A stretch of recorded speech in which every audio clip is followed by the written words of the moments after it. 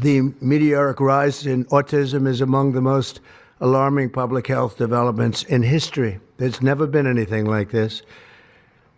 Just a few decades ago, 1 in 10,000 children had autism. So that's not a long time. And I've always heard, they say a few, but I think it's a lot less time than that.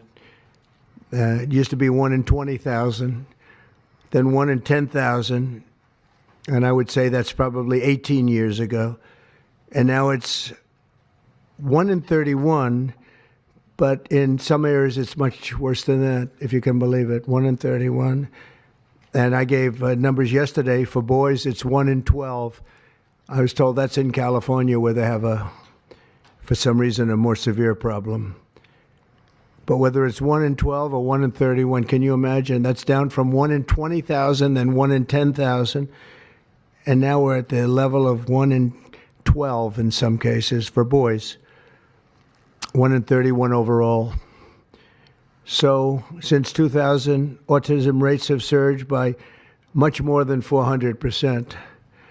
Instead of attacking those who ask questions, everyone should be grateful for those who are trying to get the answers to this complex situation.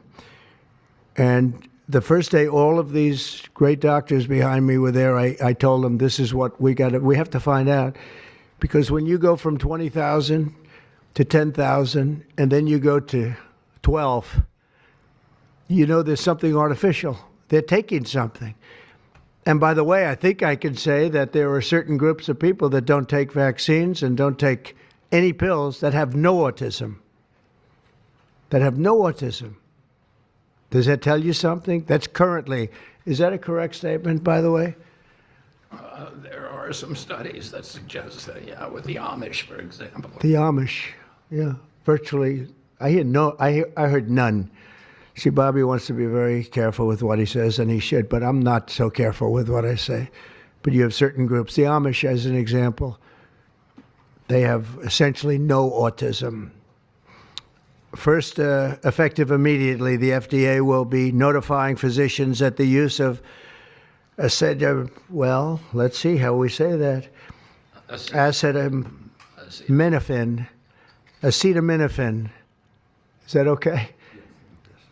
Which is basically commonly known as Tylenol, during pregnancy, can be associated with a very increased risk of autism. So taking Tylenol is not good. All right, I'll say it. It's not good.